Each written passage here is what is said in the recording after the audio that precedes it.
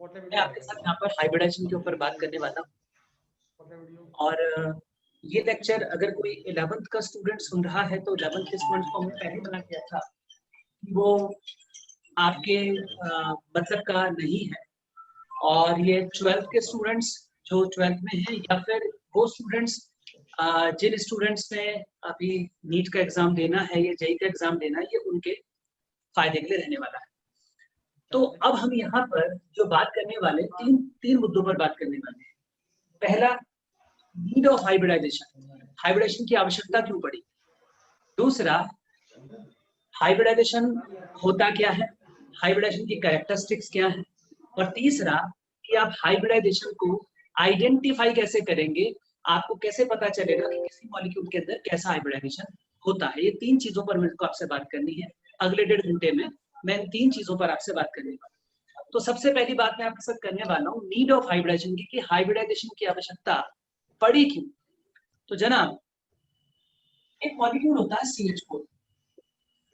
इससे पहले एक्चुअली बात करनी बहुत जरूरी है, क्योंकि ज्यादातर बच्चों के साथ मेरे को मालूम है क्या होता है, वैलेंस बॉन्ड थ्योरी आती है और सीधा अचानक से थंब से आकर के वहां पर हाइब्रिडाइजेशन आ जाता है। बच्चों को जीवन में ये नहीं समझ में आ पाता कि अचानक बीबीटी पढ़ाते पढ़ाते हमारे सर ने अचानक से हाइब्रिडाइजेशन पढ़ाना क्यों शुरू कर दी। जरूरत क्या थी, तो बड़ी बड़ी बातें, ऑर्बिटल की मिक्सिंग, ये सब चीजें। तो हो क्या रहा था, जरा उसे समझिए। मीथेन के स्ट्रक्चर को जब वैलेंस बॉन्ड थ्योरी से आप एक्सप्लेन करने लगते थे तो होता क्या था कि जनाब ये रहा मेरे पास कार्बन, कार्बन होता है 1s2 2s2 2p2, everybody knows 1s2 2s2 2p2, ये होता है कार्बन का सी। अब ग्राउंड स्टेट की बात करते हैं। ग्राउंड स्टेट का मतलब कि अभी उसके इलेक्ट्रॉन्स अपनी नॉर्मल स्टेट में है, कोई भी अभी ऊपर गया नहीं है, नॉर्मल स्टेट में है, सब अपने अपने के अंदर।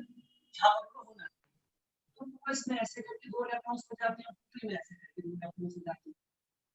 इतना बेसिक आपको मालूम होगा कि अगर किसी भी एटम को अगर बॉन्ड बनाना है तो बॉन्ड बनाने के लिए उसके ऑर्बिटल में अनपेयर्ड इलेक्ट्रॉन होना चाहिए, और इसके पास अनपेयर्ड इलेक्ट्रॉन रहते हैं सिर्फ 2। तो अभी तो इन भाई साहब की स्थिति सिर्फ 2 बॉन्ड बनाने की है।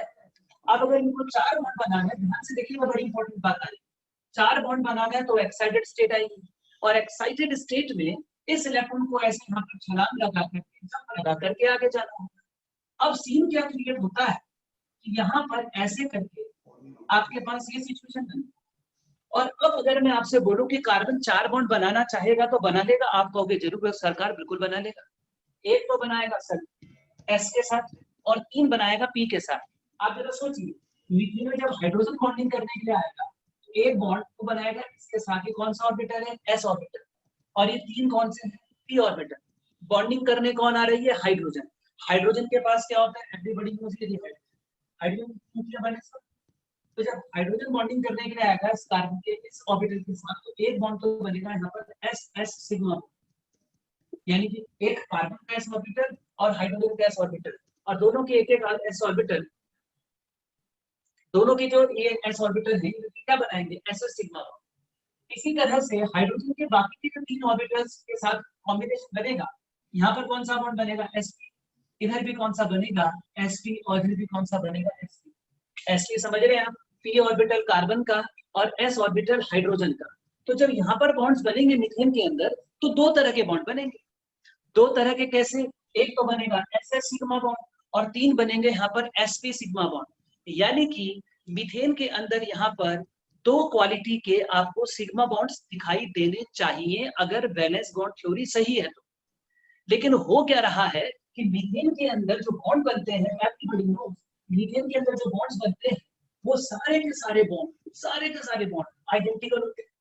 इस बॉन्ड की जितनी स्ट्रेंथ है, इस बॉन्ड की जितनी स्ट्रेंथ है, इस बॉन्ड की जितनी स्ट्रेंथ है, और इस बॉन्ड की जितनी स्ट्रेंथ है, चारों के चारों बॉन्ड्स को तोड़ने के लिए एक ही जैसी एनर्जी चाहिए, और वो है 414 किलो जूल, 414 किलो जूल। तो जनाब अगर हर बॉन्ड को तोड़ने के लिए एक जैसी एनर्जी चाहिए तो उसका मतलब सारे के सारे बॉन्ड आइडेंटिकल हो गए, और अगर सारे के सारे बॉन्ड आइडेंटिकल हो गए तो उसका मतलब इस कार्बन ने हाइड्रोजन से बॉन्डिंग करने से पहले अपने ऑर्बिटल्स को आइडेंटिकल कर लिया होगा। और ये आइडेंटिकल कैसे करते होंगे, अगर 3-4 चीजें अलग अलग हैं, मुझे खुद बताइए। मैं आपको एक एग्जांपल देता हूं कि मेरे पास मान लिया जाए एक बूंदी का लड्डू है, एग्जांपल थोड़ा अजीब लगेगा सुनने में लेकिन फिर भी एक बूंदी का लड्डू है, और एक है मेरे पास पेड़ा, और एक है मेरे पास इमरती, एक बूंदी का लड्डू है, एक मेरे पास पेड़ा है और एक मेरे पास इमरती है। और मैं चाहता हूँ कि ये तीनों की तीनों मिठाइयां मिलाकर के एक ऐसी मिठाई बना दूं कि जब आदमी खाए तो उसे तीनों मिठाइयों का टेस्ट आए, बूंदी के लड्डू का भी आए, पेड़े का भी आए, इमरती का भी आए। तो क्या करेंगे आप? क्या करेंगे आप? तीनों की तीनों मिठाइयां लेंगे, उनको ऐसे करके पीस करके मिलाएंगे, मिलाने के बाद उनके नए 3 लड्डू बनाएंगे। और जब आप एक्चुअली में जब कभी आप मंदिर वगैरह में जाते होंगे तो मंदिर में वो जब मंगलवार को प्रसाद वगैरह मिलता है तो क्या करते हैं पंडित जी, सारे के सारे प्रसाद की ऐसी तैसी मार देते हैं। जो बढ़िया बढ़िया प्रसाद होता है, बड़े बड़े जो भक्त लोग बड़े बड़े डब्बे चढ़ा के रखते हैं, बड़ा बड़ा डब्बा तो साइड में रख देते हैं, और जो छोटे मोटे जो लेकर के आते हैं उसे बाल्टी में मिला मिला करके हाइब्रिडाइज्ड प्रसाद आपको खाने के लिए देते हैं। खाते हो तो हर चीज का टेस्ट आता है, तो पता ही नहीं चलता क्या खा रहे हैं, बूंदी खा रहे हैं कि पेड़ा खा रहे हैं। तो वही चीज हुई, अगर तीनों मिठाई मिला करके मैं आपको मिठाई बनाने के लिए कहूंगा तो आपको उस मिठाई के अंदर तीनों का टेस्ट आएगा, क्योंकि अब वो मिठाई अपना ओरिजिनल रूप खो चुकी है। अब वो मिठाई हो गई है हाइब्रिडाइज्ड मिठाई, तो आपको तीनों का टेस्ट आएगा। अब अगर आप इस कार्बन से चाहते हैं कि वो चारों के चारों बॉन्ड आइडेंटिकल बना दे, तो एक ही शर्त पे बना सकता है कि बॉन्डिंग करने से पहले अपनी जो ऑर्बिटल्स हैं इनको मिला करके आइडेंटिकल कर ले।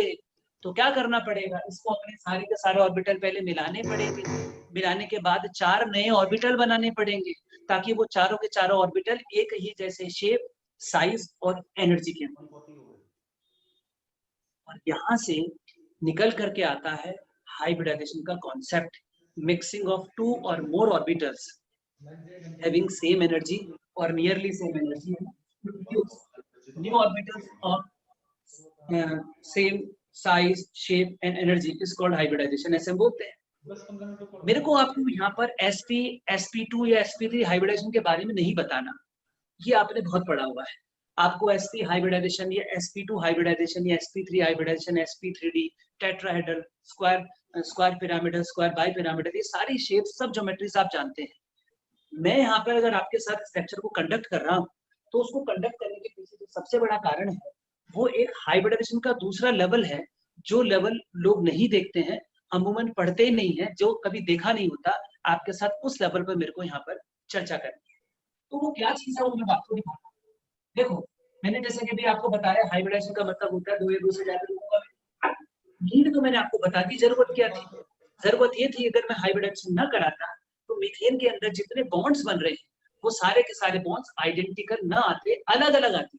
लेकिन एक्चुअल प्रैक्टिस में मीथेन के अंदर सभी बॉन्ड्स आइडेंटिकल आते हैं। यहाँ से हमको थोड़ा सोचने पर मजबूर होना पड़ता है कि कार्बन ने बॉन्ड बनाने से पहले शायद अपनी क्या की होगी, ऑर्बिटल्स की मिक्सिंग की होगी, उनको हाइब्रिडाइज किया होगा, आइडेंटिकल बनाया होगा, तब जाकर के यहाँ पर नए बॉन्ड्स बनाए होंगे जो वो आइडेंटिकल बन पाए होंगे, वरना न बन पाते। अब दूसरी चीज, यहाँ पर जो मैं अंग अब आपको दिखाने वाला हूँ, जो एंगल आपको दिखाने वाला हूँ, उसको सुनिए क्या हो रहा है। देखो आप लोग एक बात देखिए, ये मान लिया जाए ये मम्मी है, माता जी,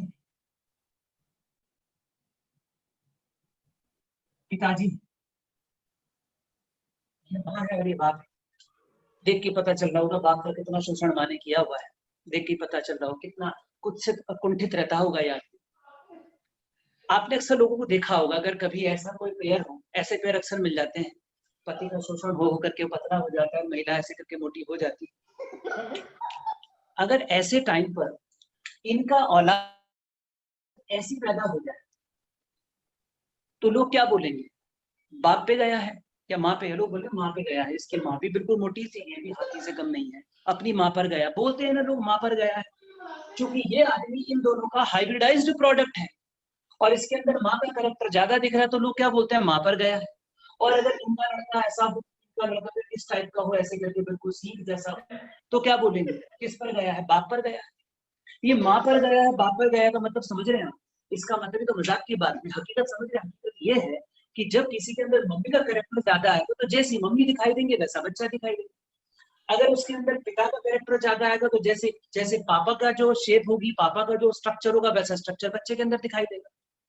एग्जैक्टली यही सीन हाइब्रिडाइज्ड ऑर्बिटल्स के अंदर भी है। आप अगर देखें तो ऐसा एक मोटा सा गोल सा ऑर्बिटल कौन सा होता है, एस ऑर्बिटल ऐसा ही होता है, ये तो मैंने आपको मजाक के तौर पे दिखाया। लेकिन अगर आप देखें तो एस ऑर्बिटल मोटा गोल सा ही होता है, एस ऑर्बिटल स्क्वायर, ये जो है मतलब स्फेरिकल शेप का। और इस प्रकार का लंबा पतला सा अगर आप ऑर्बिटल देखें तो लंबा पतला सा ऑर्बिटल कौन सा होता है? लंबा पतला सा ऑर्बिटल होता है। तो जब s और p ऑर्बिटल मिक्स होकर के आपस में नए हाइब्रिडाइज्ड ऑर्बिटल बनाएंगे तो क्या सीन क्रिएट होगा? सीन क्रिएट होगा ये कि अगर s ऑर्बिटल यानी कि मां के लक्षण ज्यादा आए तो जो हाइब्रिडाइज्ड ऑर्बिटल बनेगा वो भी मोटा तोंदू सा होगा एकदम, उसके लिए हम बोलेंगे बल्कीनेस। अब यहाँ से जो चीजें निकल करके आ रही हैं आप लोगों ने पढ़ी नहीं होंगी, ये बहुत यूनिक चीज मैं आपको यहाँ पर दिखा रहा हूँ, ये आपको अच्छे से समझनी चाहिए, ये चीज पूरी तरह से गायब है, इसको आपको अच्छे से देखना चाहिए। मैं आपको बोल रहा हूँ ये अमूमन देखने को नहीं मिलता। मैं बोल रहा हूँ यहाँ पर percentage S character, percentage character समझ लो मां वाले लक्षण क्या मोटा हो रखा है, तो जो परसेंटेज एस करेक्टर है it is proportional to bulkiness. मैं चाहूंगा कि आप इसे लिख भी लें, खाली ऐसे ही यार बिल्कुल ऐसे मत पढ़ना यार, इसको चीजों को लिख लीजिएगा, बहुत इंपॉर्टेंट चीजें आ रही। Percentage S character proportional to bulkiness, भारी भरकम मोटा तंदुरुस्त, percentage character proportional to bulkiness, समझ में आ रही है आपको? प्रोपोर्शनल टू इलेक्ट्रोनेगेटिविटी, इसका भी मजा दिलाऊंगा मैं भी आपको, इलेक्ट्रोनेगेटिविटी कैसे मैं कह रहा हूँ इसका, इसको भी बताऊंगा। इसी तरह से percentage P character, percentage P character वो प्रोपोर्शनल टू होता है लॉन्गिटिविटी, लॉन्गिटिविटी एंड थिननेस। आप सोच रहे हो क्या बोला मैं? ये बोल रहा हूँ, मैंने आपको एक एग्जांपल दिखाया था, एक मोटी सी महिला थी, उसका पतला सा दुबला सा पति था, होल टाइम वहां पे क्या हो रहा था, अगर महिला का लक्षण ज्यादा आ रहा था तो कैसा हो रहा था, बच्चा मोटा सा दिख रहा था, और अगर वो पुरुष का लक्षण ज्यादा, बच्चे कैसे दिख रहे थे, पतले दुबले सुकुड़े से दिख रहे थे। अब जब एस ऑर्बिटल पी ऑर्बिटल मिलकर के नए बच्चों को जन्म देंगे तो उनके बच्चों के क्या नाम होंगे? sp sp2 sp3, ये सब इनके बच्चों के नाम होंगे। अब अगर उनके अंदर एस का कैरेक्टर ज्यादा हुआ तो बच्चे कैसे होंगे? मोटे मोटे से होंगे कि नहीं होंगे? मोटे मोटे से होंगे तो क्या बोले, उनकी बल्कीनेस बड़ी होगी, बड़े बड़े से होंगे, उनको जब स्पेस में रहना होगा तो वो ज्यादा जगह मांगेंगे। और अगर पी कैरेक्टर ज्यादा होगा तो पी कैरेक्टर होगा ज्यादा तो कैसे होंगे? दुबले पतले से होंगे, थिन होंगे। तो मैं लिख रखा है percentage character proportional to longevity and thinness. अब मैं आपको दिखाता हूँ क्या, आइए दिखाते हैं आप एक बात सुनिए। हाइब्रिडाइज्ड ऑर्बिटल को आप सभी ने थोड़ा बहुत पढ़ा होगा, हाइब्रिडाइज्ड ऑर्बिटल को ऐसे दिखाते हैं, एवरीबॉडी नोस कि हाइब्रिडाइज्ड ऑर्बिटल को इस तरीके से शो किया जाता है। अब एक बात देखिए, अगर मेरे पास sp हाइब्रिडाइजेशन, पूरा फील लीजिएगा, sp हाइब्रिडाइजेशन यानी कि जो हाइब्रिडाइज्ड ऑर्बिटल बना है वो एक ऐसा दो पी के मिलने से बना है, तो उसमें 50% s करेक्टर और 50% p करेक्टर होगा। तो इस जगह पर अगर मैं आपको दिखाऊं, इसको क्या लिखा हूं, इसके अंदर 50% s करेक्टर है। अगर मैं यहाँ पर आपको sp2 हाइब्रिडाइजेशन दिखाऊं तो इसके अंदर अगर आप देखेंगे तो यहाँ पर आपको 33.33% s करेक्टर। अब 33.33 समझ भी रहे हैं, ये टोटल कितने ऑर्बिटल मिक्स हो रहे हैं? 3, उन 3 में से एक s है, तो अगर 3 में से एक s है तो परसेंटेज करेक्टर करोगे तो 1/3 करोगे तो 33.33% है। अब अगर आप sp3 हाइब्रिडाइज्ड ऑर्बिटल की बात करेंगे तो यहाँ पर अगर आप देखें तो 25% s करेक्टर है। अब अगर सोच, इन सब में से सबसे ज्यादा बल्कि किसे होना चाहिए? मोटा तंदुरुस्त, सबसे हेल्दी बच्चा किनके यहाँ पैदा हुआ होगा? तो सबसे हेल्दी बच्चा इनके यहाँ पैदा हुआ होगा, क्योंकि सबसे भयंकर एस कैरेक्टर यही आ रहा है। तो जो इनका बच्चा देखने में होगा एकदम तंदुरुस्त, गोल मटोल, अदनान सामी पुराने वाला, ऐसा दिखाई देगा। इनको अगर आप देखेंगे तो कैसा होगा? तो दुबला सा होगा, ऐसा दुबला पतला सा दिखेगा आपको ऐसे। और यहाँ तो आप 75% अगर आप देखें 75% की कैरेक्टर मिलेगा, तो ये वाले भाई साहब तो बिल्कुल ही सुपड़े से होंगे। ऐसी होगी इनकी स्थिति, ऐसे लंबे से पतले से दुबले से ऐसे दिखाई। इसका इन हाइब्रिडाइजेशन के बॉन्ड एंगल से डायरेक्ट संबंध है। जब आपने पहले पढ़ा होगा तो आपको बॉन्ड एंगल सीधा बता दिए गए होंगे, sp में इतना होता है, sp2 में इतना होता है। अब हम उसको रिलेट करके देख सकते हैं कि ये ऐसा क्यों हो रहा है। अब आप देखो यहाँ पर 50% s करेक्टर है, अगर 50% s करेक्टर है तो इन ऑर्बिटल्स को रहने के लिए, ठहरने के लिए बड़ी जगह चाहिए, बड़ी जगह चाहिए तो दूर दूर बैठेंगे एक दूसरे से, तो दूर दूर बैठेंगे तो आप अगर याद करें तो उसके अंदर आपको बॉन्ड एंगल अगर याद हो तो ऐसे बनाते थे, इसको कभी आपको याद हो 180 का एंगल आता है, और इसलिए आता है क्योंकि बल्कि है तो एक दूसरे के ज्यादा पास पास नहीं आ सकते। बहुत मोटे होंगे तो मोटे पास पास कैसे आएंगे? कभी मोटों को गले मिलते देखा है आपने?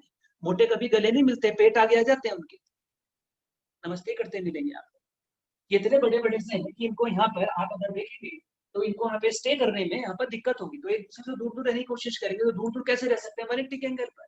आप यहाँ पर लगातार बॉन्ड एंगल गिरता हुआ देखेंगे, आपको अगर याद हो तो sp2 के अंदर बॉन्डिंग कितना चलता है, अगर आपको याद हो तो sp2 थोड़े लंबे पतले से होते हैं, कितना एंगल चलता है 120, आपको खुद दिख रहा है यहाँ पर गिरावट, यहाँ पर 180 है, यहाँ पर बॉन्डिंग में गिरावट दिख रही है। और अगर आपको याद हो तो sp3 की शक्ल अगर आपको याद हो तो यहाँ पर 109 डिग्री 28 मिनट ऐसे ही नहीं आता है। ये को रटने वाली चीज नहीं है, समझने वाली चीज है कि परसेंटेज करेक्टर से जितना गेम चल रहा है यहाँ, जितना ज्यादा परसेंटेज करेक्टर होगा ऑर्बिटर उतना बल्कि होगा, जितना बल्कि होगा उतना स्पेस चाहिएगा रहने के, जितना स्पेस चाहिए तो दूर दूर रहेंगे। बात समझ में आई आपको?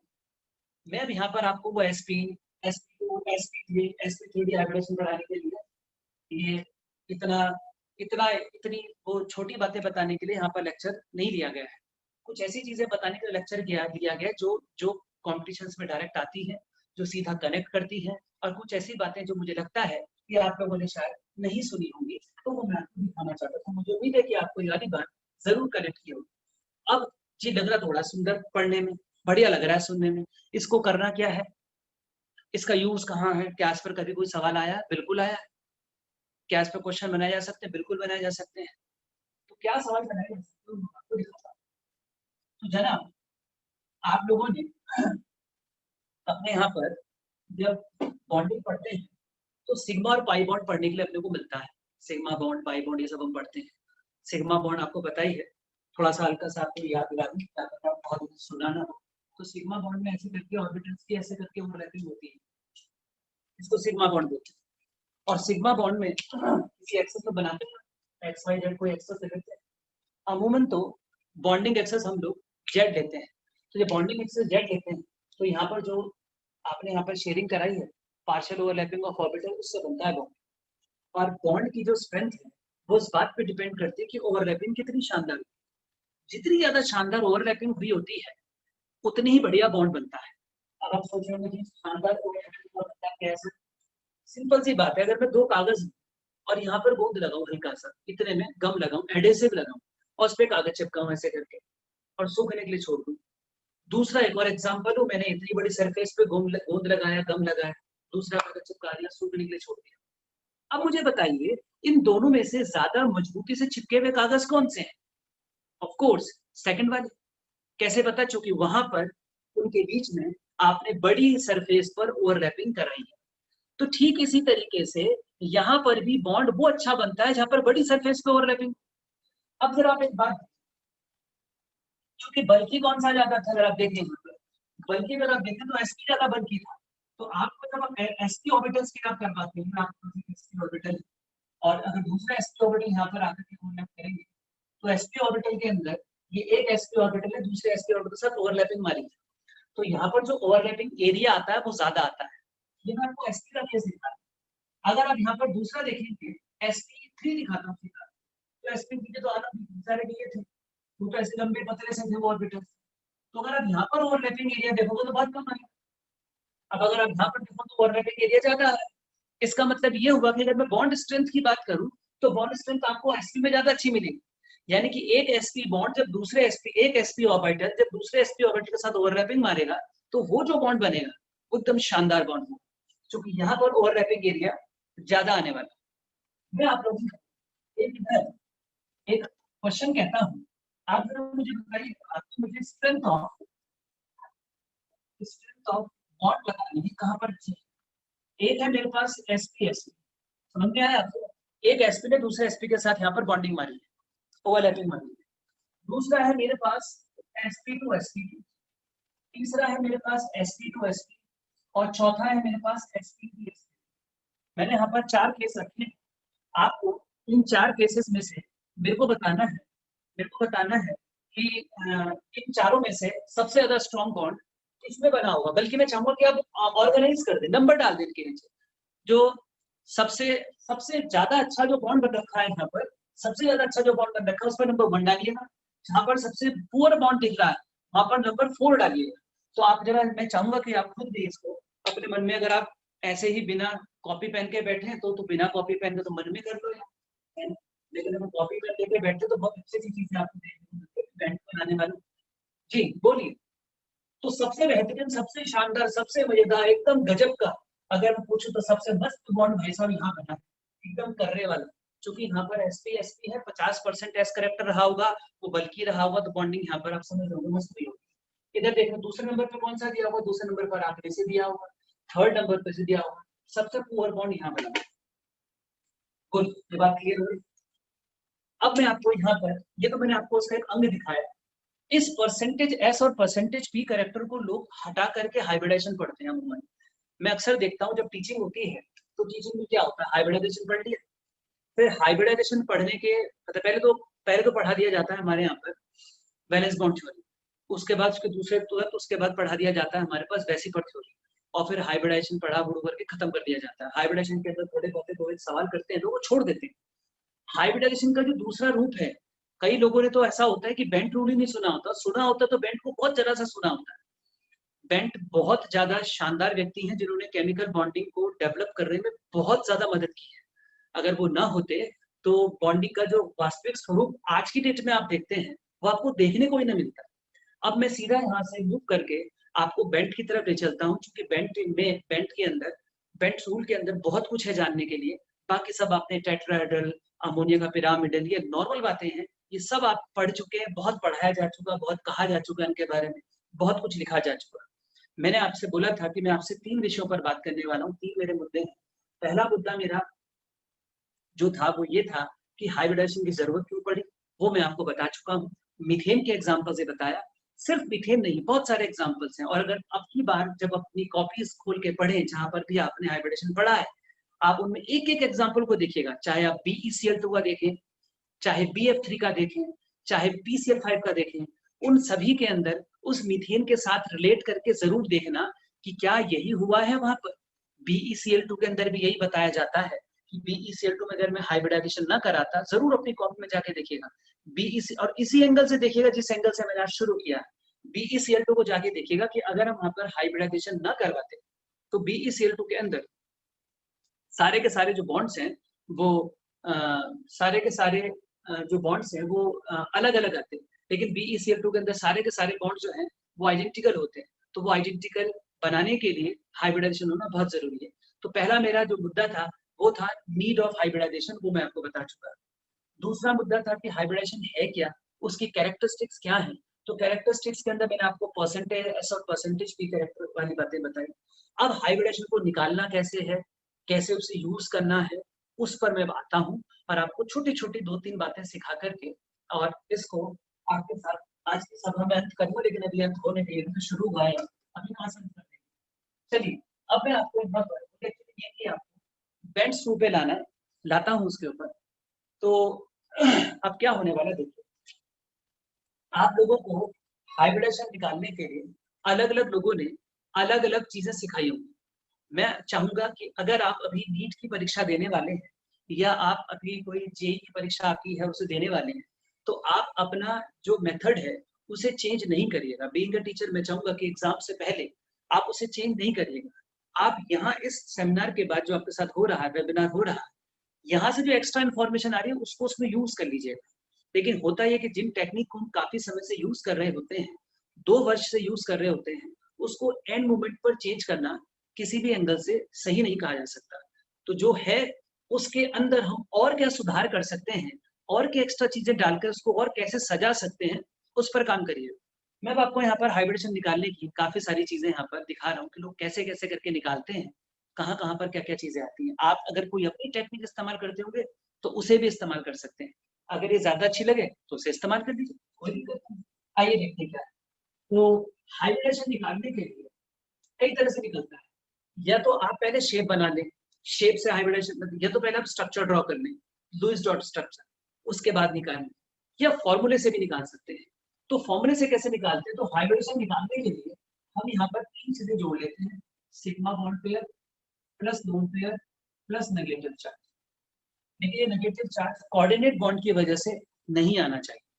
ये 3 चीजें जोड़ करके जो आपके पास सम आता है, इस सम को, इस पूरे नंबर को, इसकी जगह पर लिखना चाहिए स्टैटिक नंबर। यहाँ पर स्टेरिक नंबर, यहाँ पर जो नंबर निकल करके आता है उसको अपन बोलते हैं स्टेरिक नंबर।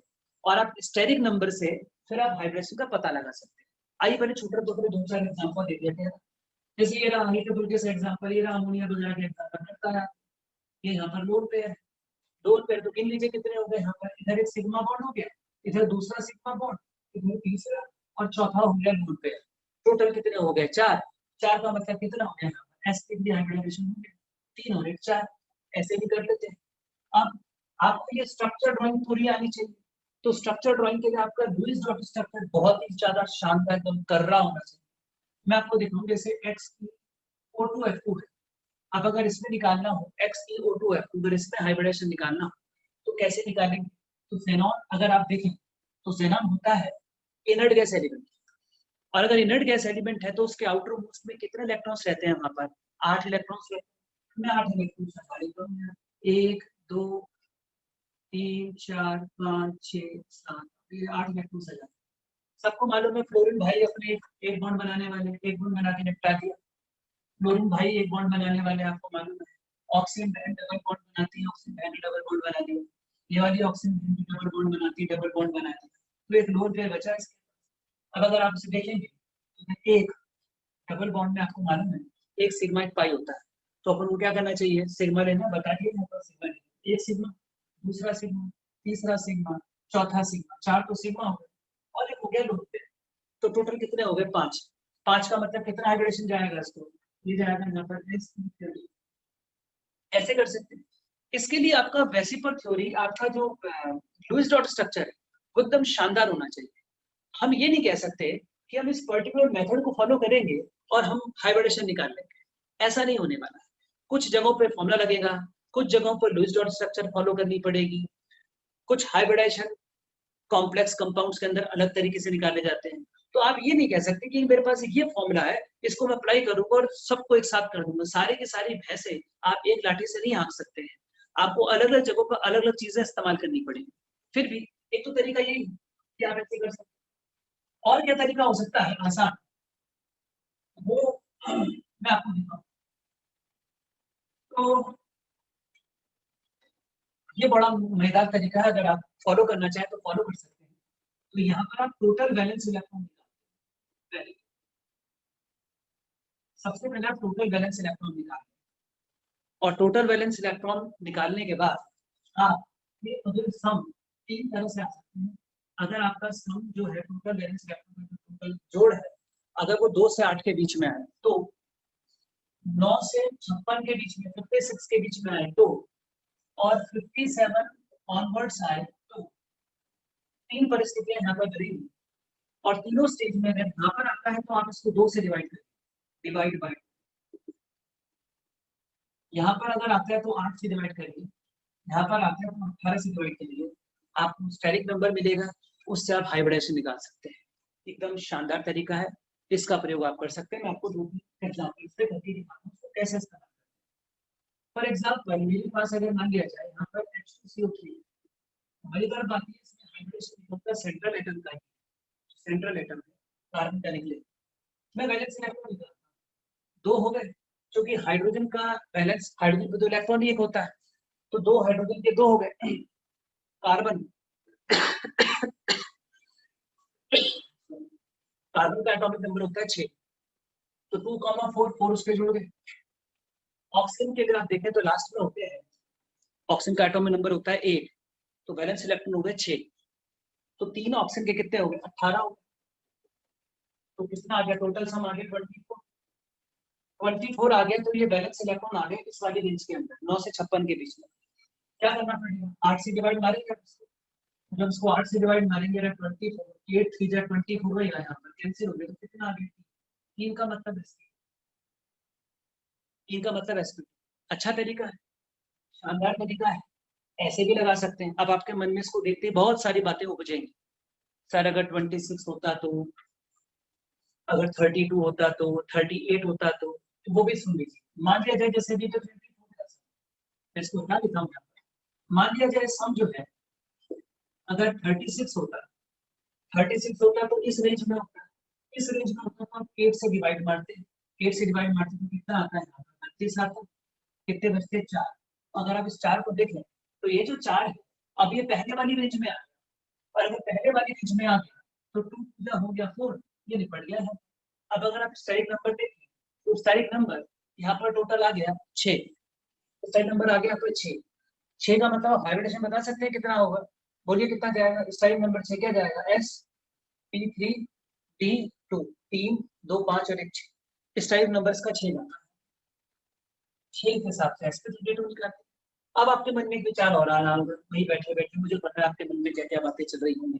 आपके मन में बातें चल रही होंगी 37 आता तो फिर वो 1 बचता उसका क्या करते, तो फिर उसको उस फॉर्मूले से करते ही ना, फिर उसके लिए मुझे बैलेंस बॉन्ड थ्योरी पे जाना लुईस डॉट स्ट्रक्चर पे जाना पड़ता, वहां से बनाता, और उसे एक इलेक्ट्रॉन को मुझे छोड़ना पड़ता, उसको फिर छोड़ना पड़ेगा, हाइब्रिडेशन में कंसीडर नहीं करना पड़ेगा, उसको छोड़ना पड़ेगा, उसको यहाँ पर भी छोड़ना पड़ेगा। अगर आ भी जाए 37 तो उसको एक को छोड़ना पड़ेगा आपको, अगर आता है तो। हाँ, मतलब कहने का ये है कि अगर 37 होता तो आप यहाँ पर इसका हाइब्रिडेशन sp3d2 ही बताते, उसको आपको छोड़ना पड़ता। इस टेक्निक का फायदा क्या है? इस टेक्निक का फायदा बेसिकली कैटायंस के हाइब्रिडेशन निकालने में बहुत ज्यादा होता है, जहां पर समझ में नहीं आता इनका करना क्या है पॉजिटिव चार्ज। फॉर एग्जांपल मेरे पास जैसे ऐसे ICl2 माइनस है, मेरा एनायन और एक और लिखा मैंने यहाँ पर ICl2 पॉजिटिव कैटायन, तो सारे के सारे हेलोजन है, आयोडीन भी, क्लोरीन भी, ऑल आर हेलोजन। और इन सभी के आउटर मोस्ट शेल में कितने इलेक्ट्रॉन्स रहते हैं? 7 इलेक्ट्रॉन्स रहते हैं। तो अगर मैं इसके वैलेंस इलेक्ट्रॉन गिनूंगा, टोटल वैलेंस इलेक्ट्रॉन, ये टोटल वैलेंस इलेक्ट्रॉन, तो क्या होगा यहाँ पर 7, और यहाँ पर इनके तो कितने होगा, टोटल 21 हो गए। ये भी हेलोजन है, ये भी हेलोजन है, टोटल 3 हो गए, 21 हो गए, और एक नेगेटिव चार्ज का एक्स्ट्रा इलेक्ट्रॉन है 22 हो गया। चलो ऐसे ही करते हैं, कौन से रेंज में आया, किस रेंज में आया। अब पेन को भी क्या हाथ लगाना, ऐसे ही हो सकता है, 8 से डिवाइड मारोगे तो 8 8 2 जा चला जाएगा 16, 6 बचेंगे आपके पास, और फिर 2 3 जा हो जाएगा 6। बोलिए कितना हाइब्रिडेशन बैठा है यहाँ पे? 22 है। डिवाइड मारिए, पहले से रेंज में आया, डिवाइड मारिए कितना बैठा है, 2 तो 1 आ गया, बचे 6, और फिर डिवाइड मारा आपने 5 बन गया। नहीं समझे? आइए देखते हैं, तेरा 22 8 से किया आपने, 8 में 16 हो गया, अभी 6 बचा है यहाँ, तो 2 3 प्लस 6 हो गया यहाँ पर, तो टोटल से कितना आ गया, 2 यहाँ पर, 3 यहाँ पर, इसका स्टेरिक नंबर आ गया 5। और जब इसका स्टेरिक नंबर आ गया 5 तो हाइब्रिडेशन कितना बैठेगा इसका, sp3d, ये इसका हाइब्रिडेशन बैठेगा। कैटायन के केस में वो एक इलेक्ट्रॉन कम करना पड़ जाएगा आपको। तो जब हम इसे देखने के लिए बैठेंगे ICl2 प्लस में, टोटल बैलेंस इलेक्ट्रॉन निकालेंगे तो कितना आ जाएगा यहाँ पर, 21 तो बैठेगी, प्लस है पॉजिटिव, यहाँ पर तो नेगेटिव था तो एक्स्ट्रा जोड़ना पड़ेगा, यहाँ पर पॉजिटिव है तो क्या करना पड़ेगा, घटाना पड़ेगा, तो 20 आ जाएगा। तो 20 के हिसाब से निकाल लेंगे, पहले आप 8 से डिवाइड मारेंगे, पहले पहले 8 से मारेंगे, कितने बचे 4, और फिर 2 से कर लेंगे, तो 2 + 2 कितना आ गया यहाँ पर 4 का मतलब कौन सा हाइब्रिडेशन बैठेगा इसमें, बोलिए, बात समझ में आ गया? तो आप इसके अलावा अगर कोई अपनी दूसरी टेक्निक इस्तेमाल करते रहे हैं तो दूसरी टेक्निक इस्तेमाल करें, कोई दिक्कत नहीं। तो अगर आपको लगता है कि नहीं ये ज्यादा बेनिफिशियल है तो आप इसका उपयोग कर सकते हैं। अब हो क्या रहा है, ये सब चीजें देखना, ये सब चीजें निकालना एक सामान्य बात। अब मुझे जो आपको दिखाना है वो बड़ी यूनिक चीज है, और वो है sp3d हाइब्रिडाइजेशन। अब मैं अगली लास्ट पूरी चर्चा आपके साथ, मेरी अंतिम चर्चा काफी देर तक चलेगी, मेरे को आपके साथ पूरी चर्चा sp3d हाइब्रिडाइजेशन की शेप पे ही करनी है। होता क्या है, सबको मालूम है sp हाइब्रिडाइजेशन ऐसे लीनियर होता है, एवरीबॉडी नोज, BeCl2 का एग्जांपल है। और sp2 हाइब्रिडाइजेशन होता है, sp2 हाइब्रिडाइजेशन ऐसे करके होता है, सबको मालूम है, ट्रायंगुलर प्लेनर स्ट्रक्चर होती है। तो उसके बाद जो है sp3 जो होता है वो टेट्राहेड्रल होता है, सबको मालूम है स्ट्रक्चर्स। मैं इन सब चीजों के ऊपर ये फालतू की बातें करने के लिए भी यहाँ पर नहीं हुई, सब आपको मालूम है। और ऐसे sp3d अगली अगली शेप बनाते चले जाते हैं, सब मालूम है। एक्चुअली में sp sp2 sp3 पर तो बहुत चर्चाएं होती है, लेकिन अब जो मैं चर्चा करने जा रहा हूँ बहुत क्रूशियल है, वो एक एक्स्ट्राऑर्डिनरी चर्चा है। अमूमन उस प्रकार की बातें कहीं डिस्कस होती नहीं है, वो डिस्कस करना है बेंट ने क्या कहा और बेंट ने क्यों कहा, वो बातें आपको सुना करके खत्म करेंगे कहानी को। जो एक छोटी सी बात पहले सुन के आगे चलेंगे, जैसे ये sp3 हाइब्रिडाइजेशन है, एक बात आप समझ लें कि शेप जो है वो एटम्स के अरेंजमेंट को बोलते हैं। एटम जब अरेंज होते हैं तो एटम के अरेंजमेंट का नाम शेप है। तो अगर इसको आप देखें तो उस वक्त तो आपको टेट्राहेड्रल दिख रहा होगा क्योंकि sp3 है। अब अगर इसमें इस जगह पर एटम की जगह पर अगर इलेक्ट्रॉन पेयर आ जाएगा, तो एटम की जगह इलेक्ट्रॉन पेयर आ जाएगा, तो इलेक्ट्रॉन की वजह से शेप नहीं है, एटम्स के अरेंजमेंट को बोलते हैं, इलेक्ट्रॉन्स के नहीं। तो जो बाकी बची हुई ज्योमेट्री आपको साफ दिख रही होगी पिरामिडल, एक और अगर लोन पेयर आ जाएगा तो ज्योमेट्री दिख रही होगी आपको बेंट है, एक और अगर लोन पेयर आ जाएगा तो ज्योमेट्री दिख रही होगी लीनियर है। ये सब बातें मुझे आपके साथ पढ़ी भी आपने, नहीं डिस्कस करनी। अब बहुत क्रूशियल और बहुत इंपॉर्टेंट चीज आ रही है, उसका नाम है बेंट। ये है बेंट, जम के पढ़ेंगे और पूरा फोकस इसी पर रखेंगे। और अब जो बातें हो रही हैं, ये बातें अगर आप करना चाहें, पढ़ना चाहें, यदि आपको तो दिशा पब्लिकेशन में बुक आती है और केमिकल बॉन्डिंग की, तो वैसे तो दिशा के सारे आर्टिकल बहुत बढ़िया हैं, तो उसके एक ही आर्टिकल हमारा आता है और लिख रखा है यहाँ पर फोकस और बेंट्स रूल।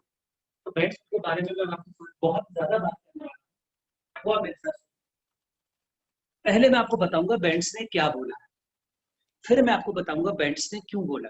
बस दो बातें जाननी है, बेंट्स ने क्या बोला और दूसरी बातें जाननी है कि बेंट्स ने क्यों बोला। ये बात सुनते ही लेक्चर फिनिश। तो आइए देखते हैं बेंट्स ने क्या बोला। बेंट्स ने कहा कि ट्राइगोनल बाइपिरामिडल ज्योमेट्री होती है, ट्राइगोनल बाइपिरामिडल ज्योमेट्री,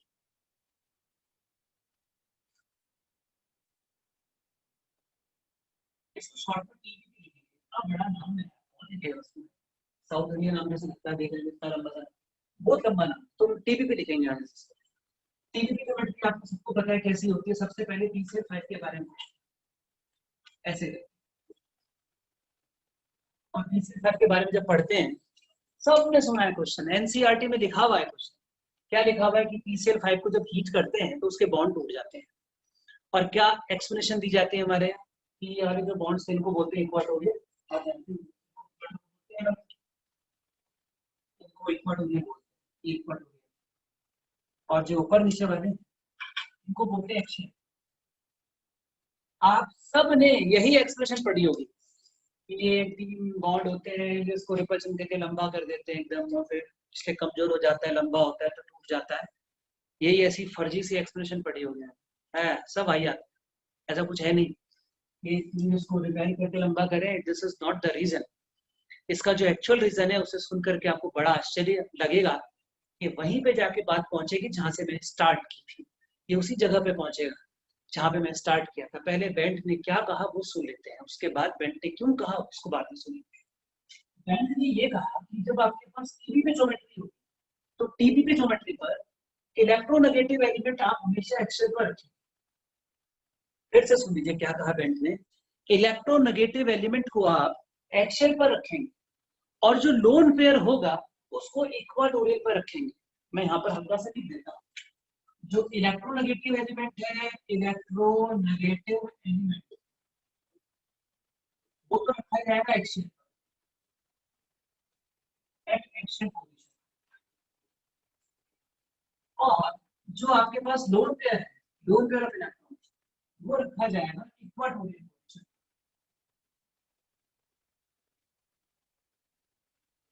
मतलब जो एलिमेंट है सेंटर में रखा हुआ, इससे जब कोई दूसरा इलेक्ट्रोनेगेटिव एलिमेंट जुड़ने के लिए आएगा तो वो हमेशा कहां पर आएगा जुड़ने के लिए, एक्सेल से आएगा। और लोन पेयर को रखना हो तो लोन पेयर कहां रखेगा, इक्वाटोरियल पर। तो उस लिहाज से जो उसकी शक्लें बैठ सकती हैं डिफरेंट डिफरेंट केसेस में, मैं भी आपको बताया शेप जो बनती है, शेप बनती है एटम्स के अरेंजमेंट से, इलेक्ट्रॉन पेयर के अरेंजमेंट से नहीं, एटम्स के अरेंजमेंट से। तो टोटल यहाँ पर कितनी ज्योमेट्री बन सकती है आप सोच के देखिए। मैं हटाता हूँ और अब मैं आपको यहाँ पे नॉर्मल स्ट्रक्चर बना के, तो ये ऐसे करके एक ज्योमेट्री ये बन सकती है जिसमें सब जगह एटम्स एटम्स एटम्स है, ये तो परफेक्ट टीबीपी है। दूसरी ज्योमेट्री क्या बन सकती है, दूसरी ज्योमेट्री बन सकती है कि यहाँ पर एक लोन पेयर। तीसरी ज्योमेट्री क्या बन सकती है, तीसरी ज्योमेट्री बन सकती है कि यहाँ पर दो दो लोन पेयर। और चौथी ज्योमेट्री क्या बन सकती है कि यहाँ पर तीन तीन लोन पेयर। इसके अलावा लोन पेयर इस जगह पे कभी आएगा नहीं, क्योंकि बेंटर ने मना किया हुआ है। बेंटर ने क्यों कहा है मैं थोड़ी देर में बताऊंगा, पहले मैं बता रहा हूँ बेंटर ने कहा क्या है, पहले तो वो समझिए।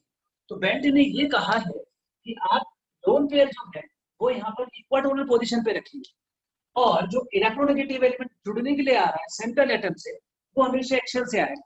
तो टोटल ज्योमेट्री बैठी चार, एक तो टीबी में बैठी, एक अगर यहाँ पर लोन पेयर आ जाएगा तो आपको मैंने बताया लोन पेयर हटाकर ज्योमेट्री होती है।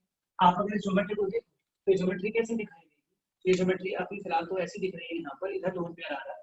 अगर आप इसको देखो तो ज्योमेट्री इसको हटा दीजिए, इस लोन पेयर को हटा दीजिए तो आपको यहाँ पर झूला दिखाई देगा, पूरा जैसे बचपन में बैठ के झूलते थे रामकृष्ण, क्या बोलते हैं, सीसॉ स्ट्रक्चर है, सीसॉ स्ट्रक्चर। इसको आप ढूंढ करके उंगली रख लीजिए, कैसे दिख रहा होगा आपको, टी शेप, ये टी शेप हो जाएगी और ये कैसा हो जाएगा, डी शेप, ये हो जाएगा। एक्शन बॉन्ड्स लंबे होते हैं, उसकी कॉज अभी मैं आपके साथ क्लियर करने वाला हूँ। वो कॉज मैं भी थोड़ी देर बताऊंगा कि एक्शन बॉन्ड्स एग्जैक्टली लंबे होते क्यों हैं, वही तो असली चीजें जो आपको बता दी है। वो लंबे क्यों है उसके बारे में जानकारी देने वाला हूँ। पहले हम इस पर कुछ छोटे मोटे से सवाल करते हैं। छोटे मोटे सवाल करने के लिए पहले थोड़े से जो क्वेश्चन करने के लिए, उसके बाद मैं आपको दिखाऊंगा कि बेंटन ने ऐसा क्यों बोला। आपसे कई बार तो डाइपोल मोमेंट के क्वेश्चन पूछ सकते हैं, गर्म करने पर क्या बनेगा इसके क्वेश्चन पूछ सकते हैं, तो आप जवाब कैसे करेंगे, तो आइए दिखाते हैं। सबसे पहले आप अपनी कॉपी को स्ट्रक्चर बना के देखिए। अगर आप लोग कॉपी पेन लेकर के बैठे हुए हैं तो जरा एक बार PF3Cl2 की स्ट्रक्चर ड्रॉ करिए। एक बार PF3Cl2 मेरा स्ट्रक्चर ड्रॉ करके देखिए कि क्या स्ट्रक्चर आप इसकी ड्रॉ कर रहे हैं PF3Cl2 की।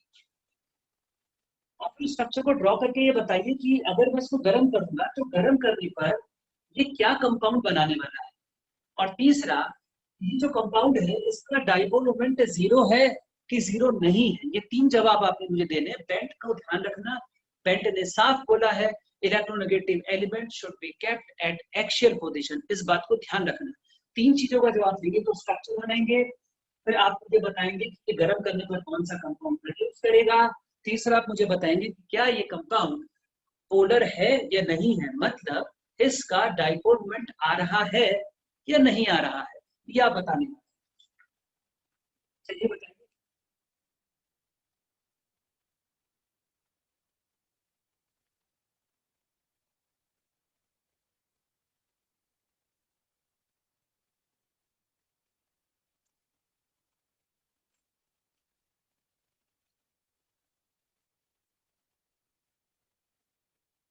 कर पा रहे, बना पा रहे। देखिए, आपको साफ बता दिया गया है कि ये रखा जाएगा ऐसे। अगर हम किसी को, अगर ये बेंट रूल ना पता हो और बेंट रूल ना पता हो उसको बात कहें कि आप जरा इसको बनाइए, तो बच्चा क्या करता है, बच्चा सिर्फ उसको, उसके दिमाग में एक्चुअली सिमेट्री चलती रहती है, सिमेट्रिकल बनाऊंगा या सिमेट्रिकल बनाऊंगा। तो अगर ये ना पता हो बेंट रूल तो बच्चे ऐसे बनाते हैं कि यार इन चीजों को तो ध्यान रख देते हैं, ये अच्छे लग रहे हैं देखने में, बराबर बराबर इक्वल डिस्टेंस करेंगे, सुंदर भी लग रहे हैं, और सीएल को ध्यान रहे तो काफी सिमेट्रिकल स्ट्रक्चर बनाता है, जबकि ये गलत है। बेंट ने बोला है कि इलेक्ट्रोनेगेटिव एलिमेंट को यहाँ रखोगे, तो सब, अब दोनों में फर्क क्या है, फर्क ये है कि अगर मैं बच्चे से बोलूं कि PF3Cl2 का स्ट्रक्चर बनाओ, कोई आदमी कह सकता है मैं तो ये बना दी, इसमें क्या गलती है, गलती है ना भाई, इसके जो एक्सल बॉन्ड्स होते हैं कमजोर होते हैं अभी TPP ज्योमेट्री के अंदर, और गर्म करने पे वो ब्रेक हो जाते हैं। तो अगर आप ज्वाली स्ट्रक्चर बनाते हो तो ये स्ट्रक्चर बनाने का मतलब जब मैं गर्म करूंगा तो ये गर्म करने पर एक कंपाउंड बनाएगा यहाँ पर Cl2 साथ में PF3, जो कि हो जाएगा रॉन्ग, क्योंकि बेंट ने साफ बना दिया है, बेंट ने साफ बोला ऐसे नहीं बनता, करने को बोला बेंट ने बताया हुआ कि इलेक्ट्रोनेगेटिव एलिमेंट यहाँ रखे जाएंगे, तो शर्त ऐसी बनने वाली। और जो पहले वाली आपने स्ट्रक्चर बनाई जो गलत बनी हुई थी, उसका तो डाइपोल मोमेंट भी जीरो आएगा। आप देखो यहाँ पर ऐसे बनाएंगे, मैं दोबारा बना लेता हूँ, ये नहीं ऐसे डाइपोल मोमेंट बनाओगे तो ये तो कैंसिल आउट हो जाएंगे, और ये तीनों के तीनों बराबर बराबर डिस्टेंस पर है, ये भी कैंसिल आउट हो जाएंगे, तो टोटल डाइपोल मोमेंट भी जीरो आएगा इसका, लेकिन इसका तो डाइपोल मोमेंट भी जीरो नहीं आने वाला। अब अगर आप स्ट्रक्चर को देखें तो सारे आंसर अलग अलग है, इसकी शक्ल तो बन रही है ऐसी, गर्म करूंगा तो क्या बनाएगा, F2 प्लस PCl2F, ये बनाएगा गर्म, और डाइपोल इसका जीरो आ नहीं सकता, क्योंकि ये F इस F के साथ वाला डाइपोल तो कैंसिल आउट हो गया, लेकिन ये डिफरेंट डिफरेंट बॉन्ड होने की वजह से इसका कुछ ना कुछ रिजल्टेंट जरूर आएगा, इसका मतलब ये मॉलिक्यूल पोलर है। अब इसी सवाल को और अच्छा कर लीजिए, सिंपल है, और अच्छा कर लीजिए, और अच्छा क्या कर सकते हैं, आप सवाल ये पूछ सकते हैं कि भैया मैंने इसके अंदर ना मैग्नीशियम मिला के हीट कर दिया, प्रोडक्ट बता। तो आपको पता है मैग्नीशियम जो है वो तो एल्कलाइन अर्थ मेटल है and is very very reactive, और ये तो हेलोजेंस भी रिएक्टिव होते हैं, इनको इलेक्ट्रॉन देने का शौक है, इनको इलेक्ट्रॉन लेने का शौक है, तो यहाँ पर MgF2 या MgCl2 नाम की कोई चीज बन सकती है। तो वो कौन सी चीज बनेगी आपको इसकी स्ट्रक्चर पता होनी चाहिए, इसकी स्ट्रक्चर के अकॉर्डिंग क्या बनेगा, यहाँ पर MgF2 और साथ में क्या आ जाएगा 3F2 PFCl, PFCl2 है, तो बाहर आ गए, तो फैक्टर मैग्नीशियम के साथ रिएक्शन कर ली, ऐसे पूछ सकते हैं, कुछ भी बना करके पूछ सकते हैं। यहाँ पे कोई सा भी मेटल डाल सकते हैं, जो मेटल हाइड्रोजन के साथ यहाँ पर रिएक्शन करके प्रोडक्ट बनाता है। समझ में आया? अब जो मैं बात आपसे कर रहा हूँ, देखते हैं आप कितनी इस बात को एंजॉय कर पाते हैं, कितने सीख पाते हैं। अब सीखा कि बेंटन ने ऐसा क्यों कहा, इसके ऊपर और भी बहुत सारी चीजें बन सकती हैं, उनको अगर आप पढ़ना चाहते हैं, देखना चाहते हैं, तो ये जो बुक है दिशा पब्लिकेशन की, इसमें आप पढ़ सकते हैं। बहुत अच्छी अच्छी बातें इसके अंदर की गई है, लिखी गई है, जो इससे पहले पुस्तकों के अंदर न लिखी गई न कही गई थी, तो कुछ जरूरी बातें हैं। अब बेंट ने ऐसा क्यों कहा वो सुनिए। मुझे उम्मीद है कि आपको इतना तो याद हो गया होगा कि बेंट ने क्या कहा। बेंट ने कहा कि इलेक्ट्रोनेगेटिव एलिमेंट को कहाँ रखना है, एक्स पर, और लोन पेयर को कहाँ रखना है, इक्वाटोरियल पर। शेप बना सकते हैं, कुछ भी हो सकता है। फॉर एग्जाम्पल किसी ने पूछ लिया SF4 दे दिया आपको, और कहा आप बताओ SF4 में आप करके देखो लास्ट में कितने रखने होते हैं, सोडियम के लास्ट में कितने होते हैं, 7, तो 28 हो गए, 28 हो गए, तो 28 और 6 कितने हो गए आपका, 34 कर लीजिए, करोगे तो क्या जाएगा, हाँ 8 29 आ गया, 2 बचा, 2 1 जा 2, कितना स्ट्राइक नंबर आ गया, 5, 5 का मतलब हो गया sp3 3 और 1 4, sp3 हो गया। 5 का मतलब 4 तो बॉन्ड में खर्च हो गए, सल्फर और फ्लोरीन के बीच में 4 ही बार सिग्मा बॉन्ड बने होंगे, क्योंकि भी आपको पीछे बताया है कि सिग्मा बॉन्ड जो होते हैं, सिर्फ सिग्मा बॉन्ड को ही हाइब्रिडेशन में कंसीडर करना होता है, पाई बॉन्ड्स को नहीं। तो 4 तो सिग्मा बॉन्ड में खर्च हो गए, स्टेरिक नंबर टोटल 5, तो लोन पेयर कितना जाने वाला है इसके अंदर, 1। ऐसे सोच सकते हैं, तो सीधा भी तरीका बताया, सीधा तरीका क्या बताया, मेरा सल्फर है, 1 2 3 4 5 6 होते हैं, एक फ्लोरीन उड़ा ले गया, ये उड़ा ले गया, ये उड़ा ले गया, ये उड़ा ले गया, यहाँ पर एक बचा नंबर, ऐसे भी देख सकते थे 1 2 3 4। अब sp3d हाइब्रिडाइजेशन में अगर एक लोन पेयर है तो कैसे बनाना है आपको मालूम है। बेंट ने साफ कहा है कि लोन पेयर यहाँ पर ही रखा जाएगा और इलेक्ट्रोनेगेटिव एलिमेंट्स यहाँ पर, ये बेंट ने साफ बताया है। यानी कि शक्ल कैसे निकल करके आने वाली है, शक्ल निकल करके आने वाली है, यहाँ पर अगर आप देखें तो ये निकल करके आएगी यहाँ पर डिस्कशन वगैरह भी होगा, और वो भी हम उस चीज में जाएंगे, क्योंकि उतना समय हमारे पास डिस्कशन के लिए है नहीं। अब सुनिए, बेंट ने क्या कहा वो तो आपको समझ में आ गया है ना। मैं ये बात आपको क्लियर हो गई कि बेंट ने क्या, तो ये मैं चाहूंगा कि आप लोग भी करके देखना चाहिए एक बार, XeO2 जरा आप लोग इसको करके देखें, XeO2 जरा एक बार आप भी करके देख लें, हाइब्रिडेशन निकाल करके देखें, हाइब्रिडेशन निकालने के बाद जरा उसकी ज्योमेट्री बना के देखें, फिर बेंट ने क्यों कहा उस पर आते हैं, बहुत इंटरेस्टिंग बात करेंगे, जरा निकाल के देखिए। इसको देखिए कि XeO2 जो यहाँ पर है आपके हिसाब से क्या हाइब्रिडाइजेशन यहाँ पर आने को है, और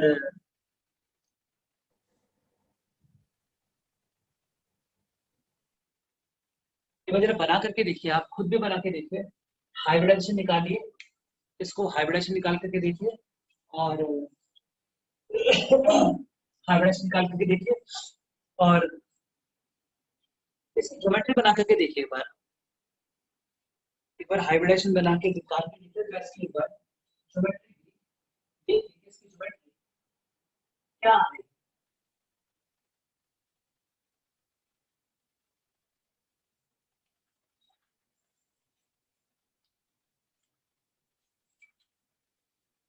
तो फॉर्मूले से भी जा सकते हो, सीधा भी जा सकते हो, मैं पीछे दिखा चुका था, 1 2 3 4 5 6 7 8, ये double bond oxygen, double bond oxygen, single bond fluorine, single bond fluorine, और ये आ गया यहाँ पर एक डोर पे, 1 2 3 1 2 3 4 5, sp3d ही आया हूँ।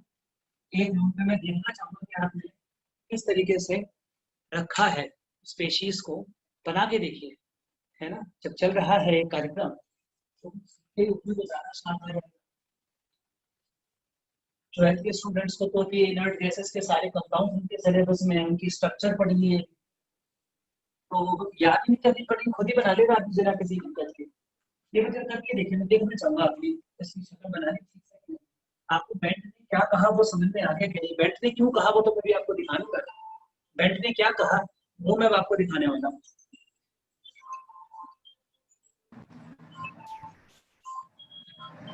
बोलिए, बनाया आप लोगों ने? तो एक तो लोन पेयर है, लोन पेयर के बारे में साफ कहा गया, लोन पेयर आउट ना हो जाए, लोन पेयर तो ध्यान रखना है। फिर आपको फ्लोरीन रखना था, सबसे पहले बात फ्लोरीन तो रखी जाए, तो डबल बॉन्ड उस प्रकार से बनाया बन गया होगा। शक्ल आप देखें तो उसकी वही सीसॉ टाइप की शक्ल आती है।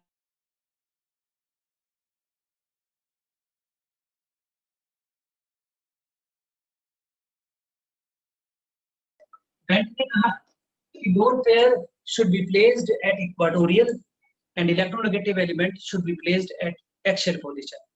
अब उसने ऐसा क्यों कहा, अगर आप इसको जानना चाहते हैं, अमूमन इतना तो पढ़ा दिया जाता है, पर अब जो आगे की बातें हैं बहुत यूनिक है। अब आप वो सीखना चाहते हैं, उसका आनंद लेना चाहते हैं तो लीजिए, देखते हैं आपको कितनी बात समझ में आए। देखो, अभी मैंने आपसे बात बोली थी कि परसेंटेज पी कैरेक्टर जो होता है वो लॉन्गिटिविटी को जन्म देता है, मतलब वो ऑर्बिटल की लंबाई बढ़ाता है। लॉन्गिटिविटी थिननेस, पतला कर देगा आपको, बता दें ये मतलब पापा का कैरेक्टर आएगा, पापा घूमने बचने से बड़े से भी। अब परसेंटेज कैरेक्टर जब कहीं बढ़ता है तो उससे इलेक्ट्रोनेगेटिविटी बढ़ती है। परसेंटेज कैरेक्टर बढ़ने से इलेक्ट्रोनेगेटिविटी क्यों बढ़ती है? इलेक्ट्रोनेगेटिविटी जानते हैं आप? इलेक्ट्रोनेगेटिविटी का मतलब होता है इलेक्ट्रॉन खींचने का कमीनापन। इलेक्ट्रॉन खींचने के कमीनेपन को इलेक्ट्रोनेगेटिविटी बोलते हैं। जो जितना ज्यादा इलेक्ट्रॉन खींचने में कमीना होगा उसको उतना ज्यादा इलेक्ट्रोनेगेटिव बोला जाता है। तो सबसे ज्यादा कमीना कौन है पीरियोडिक टेबल में? एवरीबॉडी नोज फ्लोरीन, वहां कमीना है। जहां लगेगा वहां से सिर्फ इलेक्ट्रॉन ही खींचा इनके खानदान ने, दूसरा कोई काम तो कभी किया नहीं। जहां लगे बस इलेक्ट्रॉन ही खींचते रहे पर कोई काम नहीं किया, खानदानी काम। अब परसेंटेज करेक्टर बढ़ने से इलेक्ट्रोनेगेटिविटी क्यों बढ़ेगी, इसको भी समझ लीजिए। देखो, न्यूक्लियस के सबसे करीब होता है एस, पी थोड़ा दूर होता है, डी और दूर होता है, एफ और दूर होता है। तो अगर इलेक्ट्रॉन्स एस ऑर्बिटल में रखे हुए हैं तो फिर आप उन्हें खींच नहीं पाएंगे जल्दी से, क्योंकि न्यूक्लियस के बहुत करीब है। मतलब मेरा कहने का मतलब ये है कि 3s में इलेक्ट्रॉन है, 3p में इलेक्ट्रॉन, 3d में इलेक्ट्रॉन, ये रहा न्यूक्लियस। और मैं आपसे पूछूं कि भैया इलेक्ट्रॉन निकालना है, तो इलेक्ट्रॉन कहां से आसानी से निकाल पाओगे? 3d से। 3s से तो निकाल ही नहीं पाओगे, क्योंकि एस न्यूक्लियस के बहुत करीब है। तो अगर एस न्यूक्लियस के बहुत करीब होगा तो फिर उसके अंदर कमीनापन न्यूक्लियस के बहुत करीब होगा, तो न्यूक्लियस से ज्यादा अट्रैक्टेड होगा, आप उसे निकाल ही नहीं पाएंगे। यही हाल हाइब्रिडाइज ऑर्बिटल का भी है। अब अगर हाइब्रिडाइज ऑर्बिटल के अंदर एस करेक्टर ज्यादा आ गया, माँ के करेक्टर ज्यादा आ गए, और माँ कमीनी है, तो वैसा ऑर्बिटल भी कमीना निकलेगा, इलेक्ट्रॉन देने का नहीं आपको अपना। अब देखो क्या होगा, देखते हैं बात समझते हैं। देखो आप आपकी बात समझ में आती है।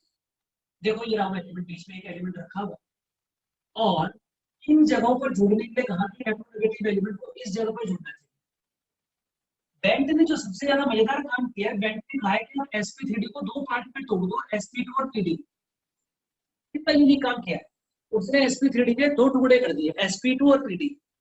अब अगर आप देखो तो sp2 कैसा होता है? sp2 तो ऐसा ही होता है, ऐसा होता है sp2, ये रहा sp2, ये रहा sp2, एक sp2, एक sp2, एक sp2। sp2 का मतलब तीन ऑर्बिटल से मिलकर के बनाए होंगे, और sp2 की आपको शक्ल भी याद है, sp2 ऐसा ही होता था। अब pd, एक p और एक d ऑर्बिटल मिलकर के बनाएंगे तो दो हाइब्रिडाइज ऑर्बिटल बनाएंगे, तो pd ये रहे pd।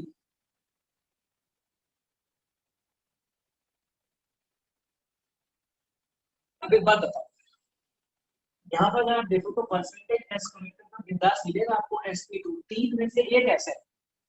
तो परसेंटेज कनेक्टर अगर आप यहाँ पर देखें तो 33.33% है, जबकि इन जगह पर तो परसेंटेज एस करेक्टर शून्य हो गया, जीरो। कैसे मालूम? क्योंकि यहाँ पर ये जो दो ऑर्बिटल्स हैं बने हुए, ये पी और डी की मिक्सिंग से बने हुए, तो परसेंटेज करेक्टर तो जीरो है।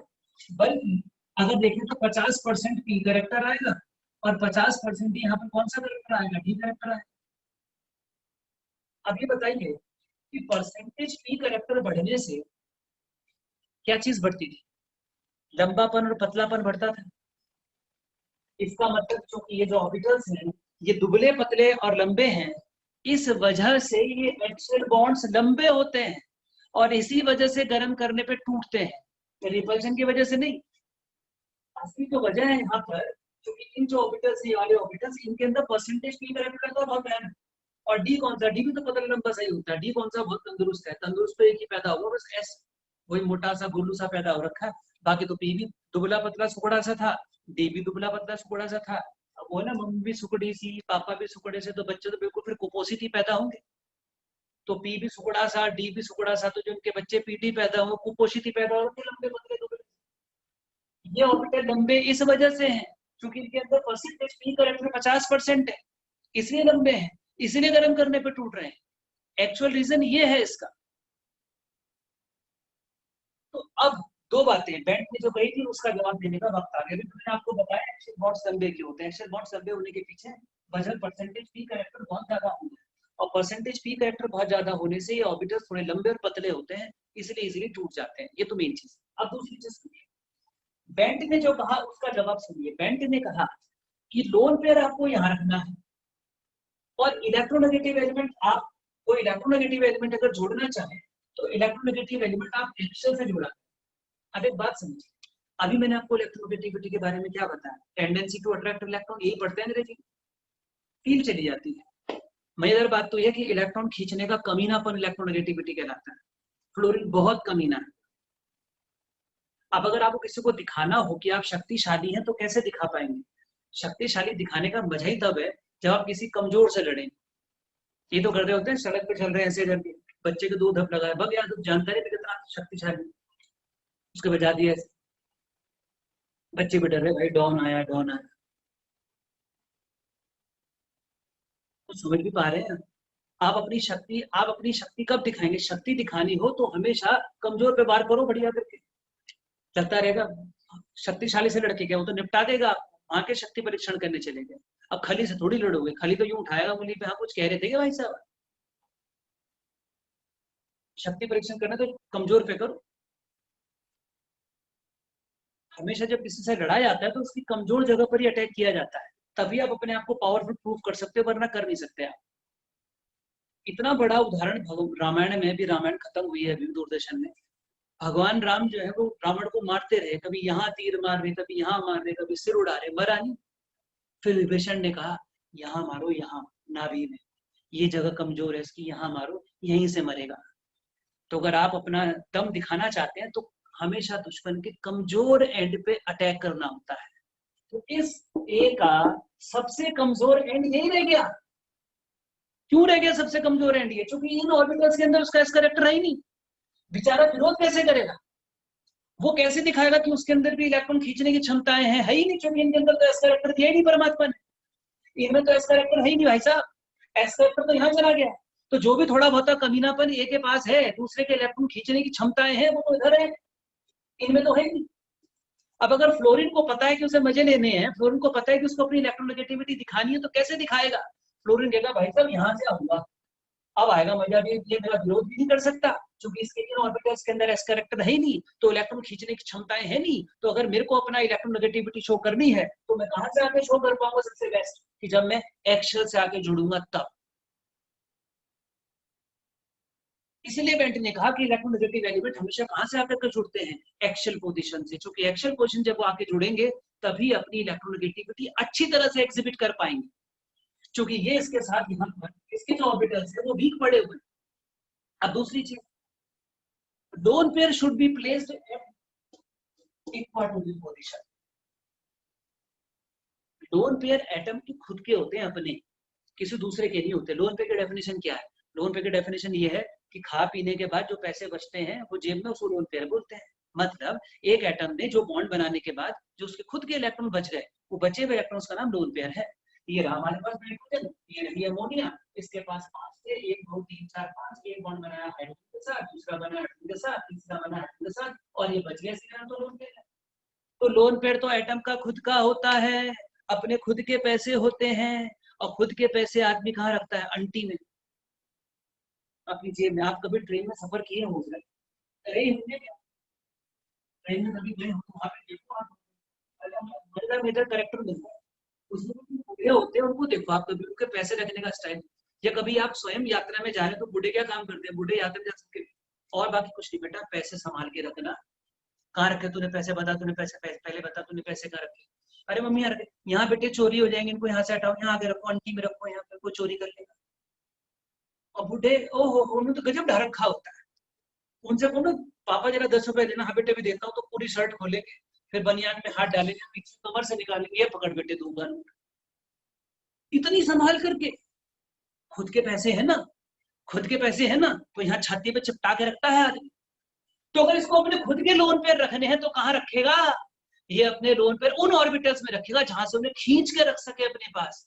तो किन में खींच के रखेगा? खींचने के लिए क्या चीज चाहिए? परसेंटेज एस करेक्टर चाहिए, और percentage S character in orbitals में है, इन ऑर्बिटल्स में इनमें नहीं है, इसीलिए अपने लोन पे इनमें रख रहा है, इनमें नहीं रख रहा है। अब आप सोच रहे हो कि सर ये बातें पढ़ने को कहाँ मिलेंगी? दिशा पब्लिकेशन में जाइए, वहां पर केमिकल बॉन्डिंग की बुक उठाइए, वहां सब लिखा है। दिशा पब्लिकेशन में बहुत शानदार काम कर दिया है। अभी तो मैं भी आपको दो बातें और सुनाऊंगा, सब काम कर दिया है। एक अद्भुत पुस्तक बनाई है, इसको बनाने में हमारे दीपक जी, अविनाश अग्रवाल जी, प्रीतिमा जी, अरुण जी, सब लोगों ने बहुत मेहनत की है। ये सब बातें वहां मिलेंगी आपको जानने की। अब जरा मैं, मेरा हालांकि समय हो रहा है पूरा, लेकिन अब मैं थोड़ा पूरी बात जब तक नहीं करूंगा तो रह जाएगी मैम। तो बेंट ने यह कहा कि आपको लोन पेयर यहाँ रखने हैं और इलेक्ट्रोनेगेटिव एलिमेंट इन पे रखना है। समझ में आ रही है आपको बात? लोन पेयर रखते हैं यहाँ, वो अपने खुद के जिगर के टुकड़े हैं, अपना पैसा है अपने पास रखा जाएगा, जहाँ पे ठीक से अट्रैक्टेड रख सकूं, जहां पर आपके अलावा कोई और हाथ ना मार सके। और इलेक्ट्रोनेगेटिव एलिमेंट ही पे आके जुड़ेगा, क्योंकि इलेक्ट्रोनेगेटिव एलिमेंट को अगर दिखाना है कि वो कमी ना है तो वो तभी दिखा पाएगा जब इन जगह से आए, वरना नहीं दिखा पाएगा। अब हुआ क्या कि बड़ी सुंदर एक्सप्रेशन बेंट ने दे दी, लोग बड़े खुश हुए, लोग बड़े खुश हुए, लोग बड़े खुश हुए। तो हुआ क्या, उसी साल कुछ समय के बाद 1999 में एक कंपाउंड डिस्कवर हो गया, XeF5 नेगेटिव। जब XeF5 नेगेटिव डिस्कवर हो गया तो लोगों ने बेंट रूल लगाया इसके ऊपर। अब मैं आपको दिखाता हूँ कैसे। तो अगर मैं इलेक्ट्रॉन्स गिन लूं तो जेनॉन के तो हो गए यहाँ पर 8, और फ्लोरीन के अगर आप देखें तो फ्लोरीन के लास्ट में होते हैं 7, और ये हो गए 7 × 5 तो हो गए 35, और प्लस 1 हो गए नेगेटिव चार्ज के, तो 36 और 8 हो गए 36 और 8 44 हो गए 44। हाइब्रिडेशन मारा भैया 44, 8 5 चला जाएगा, 4 हो गया, 2 दूना 4 हो गया, कट उठा करके टोटल स्ट्राइक नंबर आ गया 7 का मतलब हो गया sp3। एक तो चला गया नेगेटिव चार्ज पर, आप समझिए टोटल 7 नंबर आया, 7 में से 5 तो जेनॉन और फ्लोरीन के बीच में बनने वाले बॉन्ड में खर्च हो गए, एक चला गया नेगेटिव चार्ज में, तो एक बचेगा यहाँ पर लोन पेयर। फिर से सुनिए, 7 नंबर आया, 5 तो चले गए बॉन्ड में, एक आ गया नेगेटिव चार्ज में, और एक हो गया हमारे पास लोन पेयर जेनॉन के ऊपर। यानी कि जेनॉन के ऊपर जो है टोटल 2 पेयर हो जाएंगे, एक नेगेटिव चार्ज बनेगा और एक लोन पेयर हो जाएगा। तो लोगों ने बेंट का हिसाब किताब देखा, लोगों ने कहा भाई बेंट बाबा ने हमें सिखाया था, हम तो वही करेंगे। बेंट बाबा ने ये बात की थी, भैया देखो ऐसे करके बनाएंगे। बेंट अंकल बोल के गए थे, बेंट अंकल क्या बोल के गए थे, बेंट अंकल ने कहा था कि भैया ये रहा नेगेटिव, ये रहा नेगेटिव, और ये लोन पेयर दो, आप बाकी चल रखो फ्लोरीन, ऐसी बनेगी। जिस स्ट्रक्चर ने सिखाया था कि lone pair should be placed over here, ये बात बोली थी बेंट ने। तो बोले बना दी स्ट्रक्चर, बना बुनू करके लोग कहने लगे भाई साहब चलो चेक करते हैं। इसकी जब स्ट्रक्चर निकाली तो उसकी स्ट्रक्चर ये आई, इसकी स्ट्रक्चर आई प्लेनर, यानी कि इसकी स्ट्रक्चर ऐसी आई, इस भाई की स्ट्रक्चर ऐसी आई, इधर ऐसे स्ट्रक्चर है। पहुंच गए लोग बेंट के पास, बेंट अंकल आपने जो बताया था वो करने लगे, पर हमारी बैंड बज गई, ऐसा तो कुछ हो ही नहीं रहा। आपने हमें सिखाया था, आपने बताया था अंकल कि यहाँ पर ये रख देना, रोड पे रख देना। सारे बाकी के बच्चे पहुंच गए, अंकल बताओ आपने कहा था रोड पे यहाँ रख देना, लेकिन अंकल हमारी स्ट्रक्चर गलत आ रही है, अंकल इसकी स्ट्रक्चर प्लानर आ रही है, कुछ करो अंकल, इसकी स्ट्रक्चर प्लानर आ रही है अंकल, प्लानर। बेंट ने कहा अबे मूर्खों, मैंने तुम्हें क्या बताया था, तुमने क्या समझ लिया? ये बताया था मैंने, आओ मैं तुम्हें दोबारा से। बेंट ने फिर से समझाया, और बेंट ने कहा कि तुम मेरी बात गलत समझ गए, तुमने मेरी बात को गलत प्रेडिक्ट कर दिया।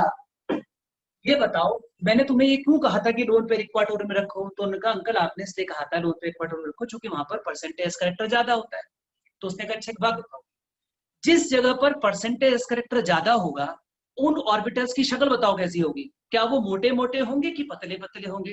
तो उसने कहा जनाब वो तो बहुत मोटे मोटे होंगे। तो अगर बहुत मोटे मोटे होंगे तो उनको स्टे करने के लिए खुली खुली जगह चाहिए कि पिच पिच जगह चाहिए, बड़ा स्पेस चाहिएगा कि कम कम स्पेस चाहिएगा? अंकल उसमें तो बड़ा स्पेस चाहिएगा। तो गधों, ये बताओ ना, ये रहा है यहाँ पर टीवी पे ज्योमेट्री बनाते हो जब, दिस इज योर टीवी पे ज्योमेट्री, तो टीवी पे ज्योमेट्री में लोन पेयर यहाँ रख लो, क्योंकि लोन पेयर जिस ऑर्बिटल में रहेगा उस जगह पर बल्कीनेस होगी ज्यादा, बल्कीनेस ज्यादा होगी तो ऑर्बिटल खुला खुला रहना पसंद करेंगे, तो खुला खुला रहना पसंद करेंगे, तो यहाँ पर तो जगह काफी है ना यार, 120 का एंगल है। लेकिन अगर तुम यहाँ पर रखने की कोशिश करोगे किस जगह पर, अगर तुम इस जगह पर रखने की कोशिश करोगे लोन पेयर को इन जगहों पर, तो परसेंटेज करेक्टर तो होगा बहुत ज्यादा, परसेंटेज करेक्टर बहुत ज्यादा होगा तो क्या होगा, यहाँ पर ये होंगे बल्कि, और बल्कि होंगे तो फिर यहाँ पर 72 डिग्री का एंगल बैठेगा, तो क्या 72 डिग्री के एंगल पे लोग रह पाएंगे, नहीं रह पाएंगे, तो क्या हो जाएगा, दिक्कत हो जाएगी। इसलिए अगर आपको मैं पूरी बात बोलूं तो क्या समझाया मैंने आपको, पूरी बात बताता हूँ। इस जगह पर तो यहाँ पर बल्कीनेस कम थी, बल्कीनेस ज्यादा थी, लेकिन यहाँ पर स्टे करने के लिए जगह बहुत, लेकिन किस वाली ज्योमेट्री में, किसमें sp3d थी के अंदर, वहां पर जो s ऑर्बिटल के जब आप इलेक्ट्रॉन जब जिस जगह पे लोन पे रखोगे उस जगह कौन सी कैरेक्टर ज्यादा होगा, परसेंटेज s कैरेक्टर ज्यादा होगा, परसेंटेज कैरेक्टर ज्यादा होगा तो उनको स्टे करने के लिए जगह कैसी चाहिए होगी, ज्यादा, जो कि यहाँ पर इक्वल पर नहीं मिल पाएगी, क्योंकि यहाँ पर एंगल रहता है 72 डिग्री का।